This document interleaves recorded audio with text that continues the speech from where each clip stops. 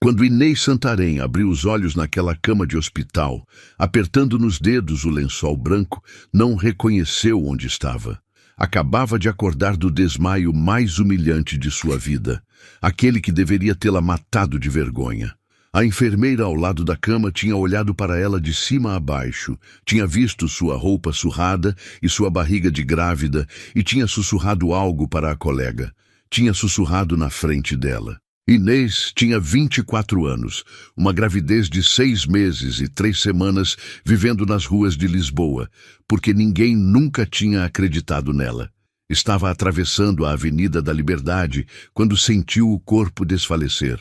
Virou-se tentando se apoiar e viu um homem de terno preto correndo em sua direção. Era Duarte Barros, o CEO multimilionário da Barros Hotels, o homem mais poderoso de Portugal, e estava correndo em direção a uma grávida abandonada de roupa velha. O que ele fez naquele momento mudou para sempre a vida dela, mas não da maneira que ela podia imaginar, porque Duarte Barros não estava procurando caridade, estava procurando redenção por algo que tinha acontecido 22 anos antes. Se você está preparado para esta história, escreva nos comentários de onde você está assistindo este vídeo. Inês Santarém tinha acordado às 4 da manhã naquele dia. Tinha lavado 3 vezes sua única blusa de algodão, aquela que guardava para tentar parecer apresentável. Tinha amarrado os sapatos furados que tinha encontrado num contentor de lixo 6 meses antes. Tinha penteado o cabelo com cuidado, tentando esconder a falta de banho e a desnutrição. Era sua última esperança. Depois de 3 meses dormindo em abrigos, portais e bancos de jardim, finalmente tinha conseguido uma entrevista para uma vaga de atendente numa loja de roupas na Baixa. Não era um emprego dos sonhos. Era o mínimo para sobreviver, mas para ela representava tudo. A possibilidade de ter um teto antes do bebê nascer, de não dar à luz na rua como um animal. Tinha enviado mais de 150 currículos em 2 meses. A maioria nunca tinha recebido resposta. Os que respondiam era para dizer não. Assim que viam que ela estava grávida, a descartavam. Uma grávida solteira que queria trabalhar. Quem ela pensava que era? Mas a Boutique Elegância tinha respondido. Tinham visto algo em seu currículo, talvez o curso técnico de vendas que tinha completado antes da gravidez. Talvez os trabalhos temporários em lojas durante o Natal que tinha feito aos 18 anos. Tinham ligado para uma entrevista. Inês tinha chegado à Boutique Elegância às 9h30, meia hora antes do horário marcado. Tinha olhado aquela vitrine de vidro com manequins elegantes e roupas caras e tinha sentido uma mistura de esperança e terror. Dentro daquelas paredes, trabalhavam mulheres com roupas de grife, maquiagem perfeita e carreiras estáveis. E ela era uma mulher que até ontem tinha dormido num portal. Tinha se sentado na salinha de espera junto a outras 4 candidatas, todas jovens, todas elegantes, todas com bolsas de couro e celulares caros. Inês tinha sentido os olhares sobre ela, sobre sua barriga enorme que não tinha como esconder, sobre suas roupas que cheiravam a mofo. Tinha apertado sua bolsa de pano e tinha olhado para frente. Quando chegou sua vez, entrou no escritório da dona da loja com o coração batendo forte. A mulher atrás da mesa se chamava Mariana Tavares. Tinha 52 anos. Um vestido que custava provavelmente o que Inês precisava para comer durante 6 meses e um olhar que parecia avaliar o preço de tudo o que via. Tinha pegado o currículo de Inês, tinha dado uma olhada rápida e depois tinha levantado os olhos. Tinha perguntado por que uma grávida de 6 meses achava que podia trabalhar numa boutique de luxo. O tom era de quem faz uma pergunta retórica, de quem já sabe a resposta e a acha ridícula. Inês tinha respondido que tinha experiência em vendas, que tinha feito um curso técnico, que estava disposta a trabalhar duro, tinha falado de sua habilidade com clientes, de sua organização, de sua dedicação. Mariana Tavares tinha sorrido. Mas não era um sorriso gentil, era o sorriso de quem olha para um inseto e acha engraçado antes de esmagá-lo. Tinha dito que apreciava sua coragem, mas que a boutique elegância tinha padrões que contratavam mulheres apresentáveis das melhores lojas. Não pessoas que até ontem dormiam na rua, que talvez devesse procurar algo mais adequado ao seu perfil. Um abrigo para mães solteiras, talvez. Depois, tinha feito algo ainda pior. Tinha se virado para sua assistente, que estava presente na sala, e tinha perguntado se conheciam alguma instituição de caridade que aceitasse casos assim. Tinha dito isso com um sorriso, como se fosse uma piada engraçada. A assistente tinha rido nervosa e Inês tinha sentido o mundo desabar. 6 meses de sofrimento, de humilhação, de esperança. 6 meses reduzidos a uma piada. 6 meses apagados por uma mulher que nunca tinha dormido com fome na vida. Inês tinha sentido o sangue subir para o rosto. Tinha querido responder, se defender, mas as palavras tinham morrido na garganta. Só tinha olhado para aquela mulher que a julgava sem conhecê-la, que a reduzia a um erro sem ver a pessoa. Mariana Tavares tinha pego uma folha, tinha escrito algo e tinha estendido para ela. Era uma carta de recusa padrão. Agradeciam seu interesse, mas tinham decidido continuar com outras candidatas. Inês tinha pegado com mãos que não tremiam. Não daria àquela mulher a satisfação de vê-la desmoronar. Tinha se levantado, tinha agradecido educadamente e tinha ido embora. Tinha atravessado a loja sem olhar para as outras candidatas. Tinha pegado a saída, tinha caminhado pela calçada e só quando tinha chegado à Avenida da Liberdade, só quando o sol de Lisboa tinha batido no seu rosto, tinha permitido respirar.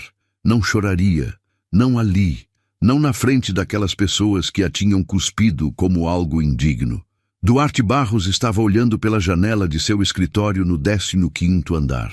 Aos 46 anos, era um dos homens mais ricos de Portugal. Tinha construído a Barros Hotels partindo do zero, transformando uma pequena pousada herdada em um império de 2 bilhões de faturamento.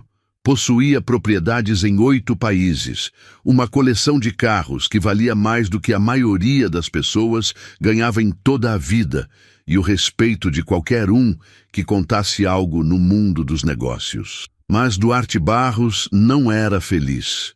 Não era desde 22 anos atrás, desde que tinha visto algo que nunca conseguiu esquecer.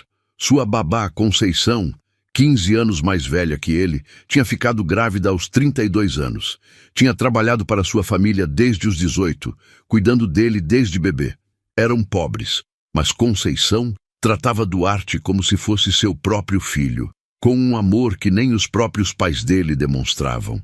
E então, um dia, Conceição engravidou. O pai da criança era um operário que fugiu ao saber da gravidez. Os pais de Duarte tinham descoberto e a tinham despedido na hora. Tinham literalmente jogado suas coisas na rua. Duarte, com apenas 9 anos, tinha implorado para os pais não fazerem aquilo, tinha chorado, tinha gritado. Mas eles tinham fechado a porta na cara de Conceição grávida e nunca mais tinha sabido dela. Aquele dia, Duarte estava em seu escritório para uma reunião que não lhe interessava. Estava olhando pela janela, pensando em Conceição, como fazia sempre que se sentia vazio, quando algo chamou sua atenção. Uma mulher estava atravessando a avenida lá embaixo. Estava grávida e magra demais. E caminhava com a cabeça baixa, apesar de tudo, com uma tristeza que se via mesmo de 15 andares de distância. Duarte sentiu algo apertar seu coração. Não era Conceição. Sabia racionalmente. Conceição teria agora 69 anos, não 20 e pouco. Mas havia algo naquela mulher, na maneira como caminhava, na maneira como segurava a barriga, como se fosse a única coisa que tinha no mundo. E então a viu vacilar e cair. O coração de Duarte parou. Aquela queda, aquele corpo grávido desabando no chão, foi como reviver o pior pesadelo de sua infância. Como ver Conceição sendo expulsa de novo, como sentir a mesma impotência de criança que não pôde fazer nada. Sem pensar, Duarte se levantou de sua mesa e correu para o elevador. Seus colaboradores o olharam chocados. O CEO nunca corria. O CEO nunca deixava uma reunião, mas Duarte não os ouvia sequer. O elevador era lento demais. Duarte apertou o botão várias vezes, descendo os andares com o coração disparado, não pelo esforço, mas por algo que não sabia explicar. Uma urgência, um pressentimento, a certeza irracional de que aquela mulher precisava de ajuda. Chegou ao saguão ofegante, atravessou a porta giratória e viu a mulher caída na calçada com pessoas passando ao redor como se não a vissem. Correu. Duarte Barros, o CEO multimilionário que nunca corria, correu em direção a uma grávida abandonada de roupa velha. Inês estava semiconsciente quando ouviu uma voz masculina chamando por ela. Sentiu mãos firmes, mas gentis, tocando seu rosto. Viu um homem de terno preto ajoelhado ao seu lado. Era elegante, distinto, com cabelos grisalhos nas têmporas e olhos castanhos intensos. Parecia importante. Parecia alguém que jamais se ajoelharia ao lado de alguém como ela. Ficou confusa enquanto o homem gritava para alguém chamar uma ambulância. Ele a olhava como se visse algo que o atormentava. Seus olhos a estudavam com uma intensidade que a fez sentir desconfortável. Depois perguntou se ela estava bem, se o bebê estava bem. Inês não entendia o que estava acontecendo. Aquele homem elegante a olhava fixamente, como se fosse a coisa mais importante do mundo. Tinha perguntado pelo bebê e quando ela tinha murmurado que sim, que achava que sim, algo em seu rosto tinha mudado. Parecia aliviado, mas também angustiado, como se tivesse esperado uma resposta diferente, mas também temido essa mesma resposta. Perguntou há quanto tempo ela não comia, onde estava morando, quem estava cuidando dela. Inês estava confusa, mas algo na intensidade daquele homem a empurrou a responder. Disse que não comia direito há dias, que não tinha onde morar, que estava sozinha desde que o pai do bebê tinha fugido. Duarte sentiu as pernas falharem. Sozinha, grávida, abandonada. Era exatamente o que tinha acontecido com Conceição. Exatamente o pesadelo que o perseguia há 22 anos. Perguntou o nome dela. E quando ela respondeu Inês Santarém, Duarte teve que segurar as lágrimas. Não era Conceição. Conceição provavelmente estava morta ou velha demais para que ele a encontrasse. Mas aquela moça era alguém que ele podia salvar agora. Inês o olhava cada vez mais preocupada. Perguntou se ele estava bem, quem era, por que estava fazendo todas aquelas perguntas. Duarte respirou fundo. Disse que se chamava Duarte Barros e que era o CEO da Barros Hotels. Viu seus olhos se arregalarem de surpresa. Viu que ela tinha entendido quem ele era, mas também disse que não era por isso que tinha parado para ajudá-la. Disse que quando era criança tinha visto alguém que amava ser abandonada grávida na rua e nunca tinha conseguido ajudar. Que não deixaria isso acontecer de novo, que não importava quem ela era ou o que tinha acontecido, ninguém merecia estar sozinha naquele momento. Inês sentiu o mundo girar. Aquele homem poderoso estava oferecendo ajuda, ajuda de verdade, não por pena, mas por algo mais profundo, por uma dor antiga que ela podia ver em seus olhos. Duarte não esperou resposta. Quando a ambulância chegou, foi com ela. Garantiu que fosse levada para o Hospital de Santa Maria, para a ala privada. Pagou tudo na hora. Ficou ao lado dela enquanto os médicos a examinavam, enquanto descobriam a desnutrição severa, a anemia, a desidratação. ¿Te está gustando esta historia? Deja un like y suscríbete al canal. Ahora continuamos con el vídeo. Os médicos explicaram a gravidade da situação. Inês podia perder o bebê. Precisava de cuidados imediatos, de alimentação adequada, de repouso absoluto. Duarte escutou aquelas palavras e sentiu as lágrimas correrem pelo rosto. Não podia deixar acontecer de novo. Não podia deixar outra mulher grávida sofrer, porque ninguém se importava.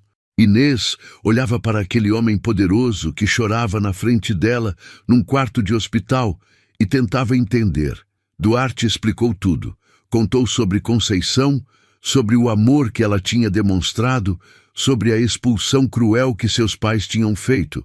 Contou os anos se sentindo culpado, as noites sem dormir, o vazio que sempre tinha sentido por não ter podido fazer nada. E depois disse o mais importante: Conceição não era apenas a babá que ele tinha amado na infância. Se o que Inês estava vivendo era verdade, se ela tinha sido abandonada grávida sem ninguém para ajudar, então havia uma possibilidade de que Duarte pudesse fazer agora o que não tinha conseguido fazer aos 9 anos, salvar alguém, dar dignidade a uma mãe, garantir que um bebê nascesse protegido. A promessa que Duarte fez mudou tudo. Inês Santarém seria cuidada. Duarte garantiria acompanhamento médico completo, alimentação adequada, moradia digna. Não era caridade, era justiça, era reparação. Era a chance que Conceição nunca teve. Duarte reconstruiu a vida de Inês pedaço por pedaço, conseguindo um apartamento pequeno mas aconchegante em Campo de Ourique, pagando todas as consultas médicas, garantindo que ela tivesse tudo o que precisava. Inês nunca tinha pedido nada disso, nunca tinha tentado manipular, nunca tinha buscado vantagem, mas Duarte insistiu porque sabia que era a única maneira de ela sobreviver, de o bebê sobreviver. Nos dias seguintes, Duarte e Inês passaram horas conversando. Ele contou da infância com Conceição, das noites em que ela o ninava quando tinha pesadelos, das promessas que tinha feito de nunca esquecer dela. Ela contou de Tiago, do homem que tinha fugido ao saber da gravidez, das vezes que tinha implorado a própria família por ajuda e sido rejeitada. Reconstruíram juntos as histórias de abandono que os conectavam, juntando as peças de um quebra-cabeça que tinha ficado incompleto durante décadas. Mas Duarte não tinha esquecido de onde tinha encontrado Inês. Uma tarde, pediu que ela contasse sobre a entrevista. Inês hesitou. Não queria parecer uma vítima, não queria que seu salvador achasse que estava procurando vingança, mas Duarte insistiu e no final ela contou tudo. O riso de Mariana Tavares, as palavras humilhantes, o olhar de desprezo. Duarte escutou em silêncio, mas seus olhos ficaram frios como gelo. No dia seguinte, convocou uma reunião com vários empresários da Baixa. Ninguém sabia do que se tratava. Mariana Tavares entrou na reunião com seu sorriso confiante de sempre, convencida de que se tratava de um assunto de negócios. Duarte falou durante 1 hora. Falou dos valores que Lisboa deveria ter, do respeito que cada pessoa merecia, da diferença entre avaliar candidatos e humilhá-los. Não mencionou nunca o nome de Inês, não fez nunca referência a um caso específico, mas todos entenderam. No final da reunião, Duarte anunciou que boicotaria pessoalmente qualquer estabelecimento que tratasse mulheres grávidas com desrespeito. Queria ver como as coisas funcionavam. Queria garantir que as pessoas fossem tratadas com dignidade. Mariana Tavares estava pálida como um fantasma. 2 semanas depois, durante um evento social que Duarte compareceu, Mariana cometeu o erro de fazer um comentário cruel sobre uma garçonete grávida. Duarte a confrontou na frente de todos. Perguntou se ela achava que a barriga de uma mulher era mais importante que sua humanidade. Perguntou se acreditava que a situação social de uma pessoa determinava seu valor. Mariana gaguejou desculpas, tentou se justificar, mas Duarte já não a escutava. Disse que Lisboa não precisava de pessoas que julgavam os outros pela aparência.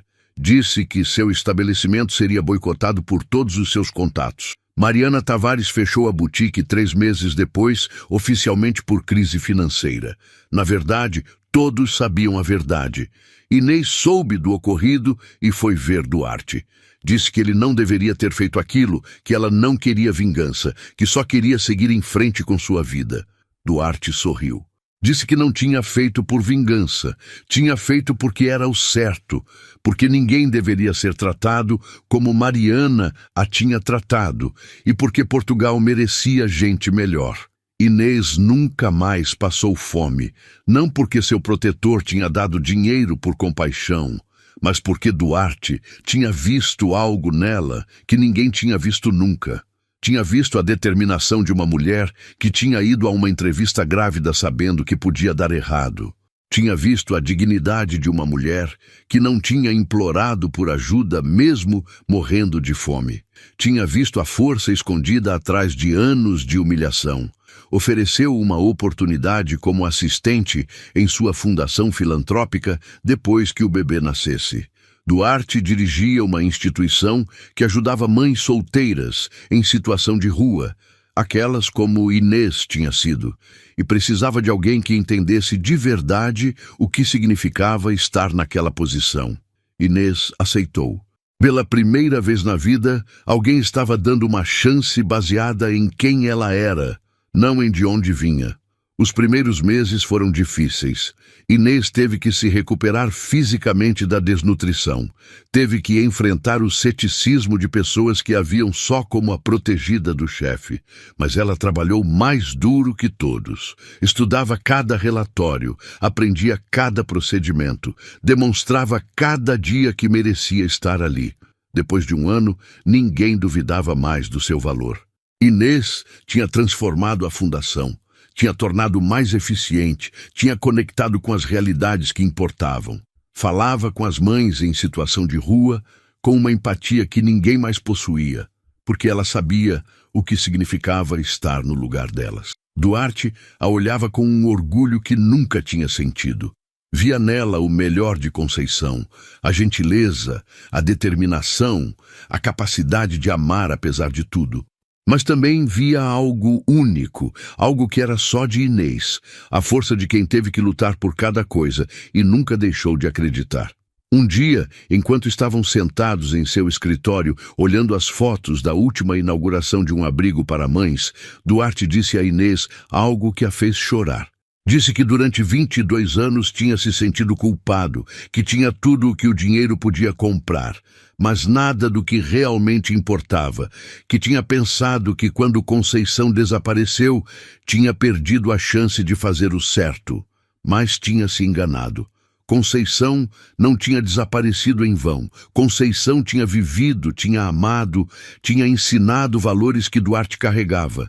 E através de Inês, através de salvar alguém, Conceição continuava ali.